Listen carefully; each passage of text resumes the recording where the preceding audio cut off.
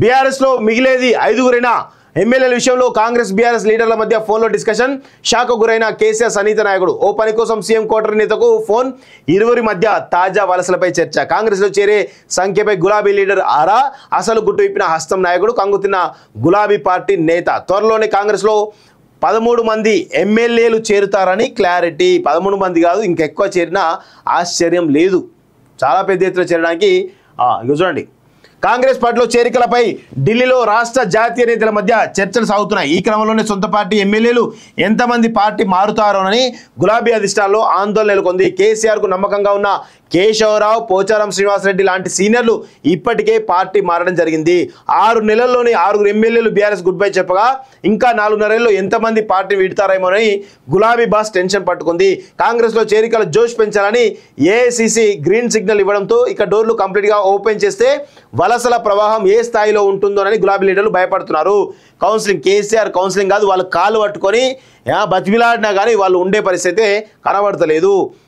చూడండి, ప్రస్తుత రాజకీయాలపై చర్చ. చేరికలపై కాంగ్రెస్ ఫోకస్ గా దాన్ని అడ్డుకునేందుకు బీఆర్ఎస్ చేసిన ప్రయత్నాలపై ఆ 2 పార్టీల నేతల మధ్య ఫోన్ సంభాషణలో ఆసక్తికరమైన చర్చ జరిగింది. అటు కాంగ్రెస్ ఆకర్ష స్పీడ్ అప్ చేయగా సొంత పార్టీ ఎమ్మెల్యే కాపాడుకోవడంపై బీఆర్ఎస్ పార్టీ ఎత్తుల గురించి వీరి మధ్య డిస్కషన్ జరిగింది. ఏంటంటే గులాబీ లీడర్ ఏమంటుండు, అన్నా నమస్తే, బాగున్నారా, ఎక్కడున్నారు?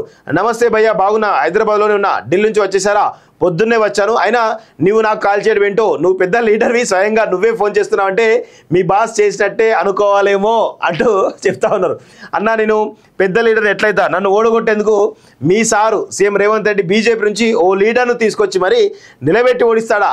ఇప్పుడు ఖాళీగా ఉన్నా అన్న, ఢిల్లీలో ఏం జరుగుతుందన్నా, ఎవరెవరిని మంత్రులు చేస్తున్నారు, ఇప్పుడే మంత్రివర్గ విస్తరణ ఉండదు, మీ ఎమ్మెల్యే పార్టీలో చేర్చుకోవడం పైన డిస్కషన్ నడుస్తున్నది.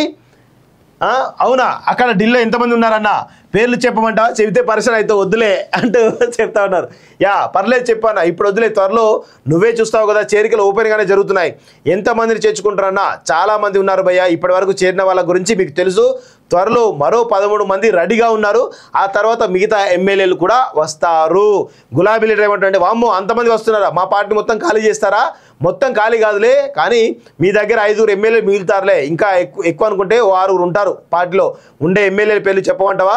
వద్దులే అన్న, 5 ఎవరో నాకు కూడా తెలుసు అంటూ ఆ కాంగ్రెస్ లీడర్ ఏమంటాడు, బాయ్ నువ్వంటే మా బాస్కు మంచి అభిప్రాయం ఉంది, మా బాస్ మీద ఎన్ని విమర్శలు చేసినా ఆయన అవేమీ పట్టించుకోలేదు, ఎందుకంటే నీలాంటి వాళ్ళతోనే కదా మీ సారు తిట్టిస్తున్నది. సరే కానీ ఏదో పని మీద ఫోన్ చేసినట్లు, అవునన్నా మా సన్నిహితులకు ఓ పని ఉంది, ఆ పని చేసి పెట్టు అన్న, ఓకే రేపు పార్టీ ఆఫీస్లో ఉంటా, మీ వాళ్ళని అక్కడి పంపు, తప్పకుండా హెల్ప్ చేస్తా అంటూ కాంగ్రెస్ లీడర్ గులాబీ లీడర్ మధ్య జరిగినటువంటి ఆసక్తికరమైన చర్చ. అంటే 5 ఎమ్మెల్యేలు మాత్రమే ఉంటారు. ఎవరెవరు?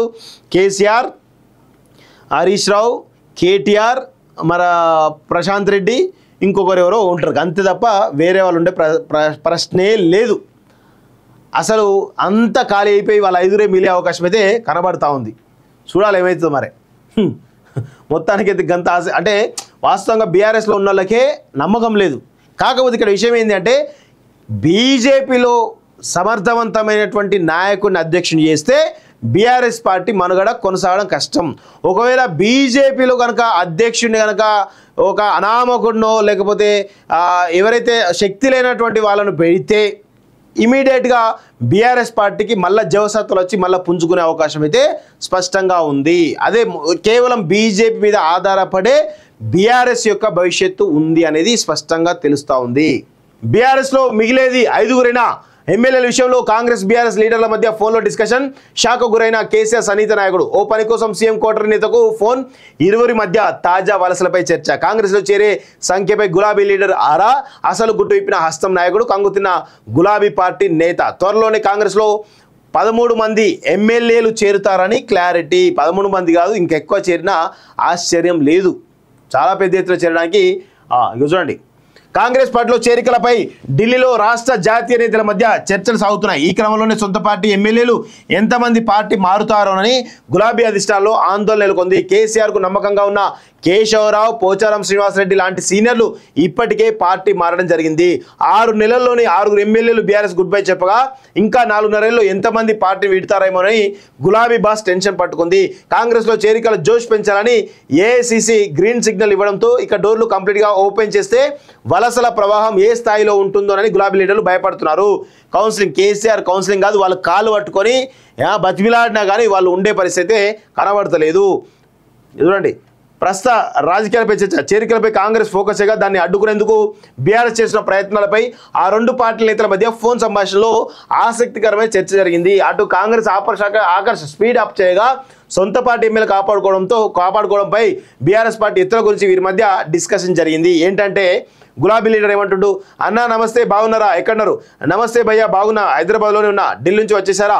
పొద్దున్నే వచ్చాను. అయినా నువ్వు నాకు కాల్ చేయడం ఏంటో, నువ్వు పెద్ద లీడర్వి, స్వయంగా నువ్వే ఫోన్ చేస్తున్నావు అంటే మీ బాస్ చేసినట్టే అనుకోవాలేమో అంటూ చెప్తా ఉన్నారు.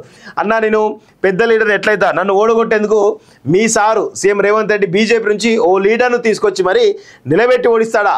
ఇప్పుడు ఖాళీగా ఉన్నా అన్న, ఢిల్లీలో ఏం జరుగుతుందన్నా, ఎవరెవరిని మంత్రులు చేస్తున్నారు, ఇప్పుడే మంత్రివర్గ విస్తరణ ఉండదు, మీ ఎమ్మెల్యే పార్టీలో చేర్చుకోవడం పైన డిస్కషన్ నడుస్తున్నది. అవునా, అక్కడ ఢిల్లీలో ఎంతమంది ఉన్నారన్న, పేర్లు చెప్పమంటా, చెబితే పరిశ్రమ అయితే వద్దులే అంటూ చెప్తా ఉన్నారు.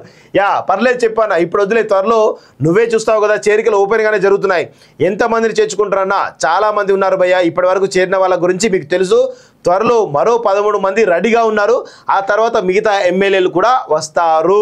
గులాబీ లీడర్ ఏమంటారంటే, వామ్మో అంతమంది వస్తున్నారా, మా పార్టీ మొత్తం ఖాళీ చేస్తారా? మొత్తం ఖాళీ కాదులే, కానీ మీ దగ్గర 5 ఎమ్మెల్యేలు మిగులుతారులే, ఇంకా ఎక్కువ అనుకుంటే 6 ఉంటారు పార్టీలో, ఉండే ఎమ్మెల్యేల పేర్లు చెప్పమంటావా?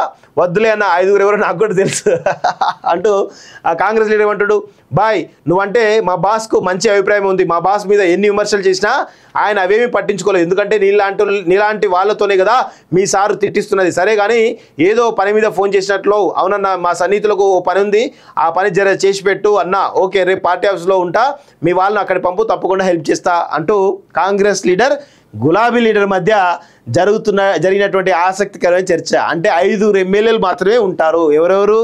కేసీఆర్, హరీష్ రావు, కేటీఆర్, మన ప్రశాంత్ రెడ్డి, ఇంకొకరు ఎవరో ఉంటారు, అంతే తప్ప వేరే వాళ్ళు ఉండే ప్రశ్నే లేదు.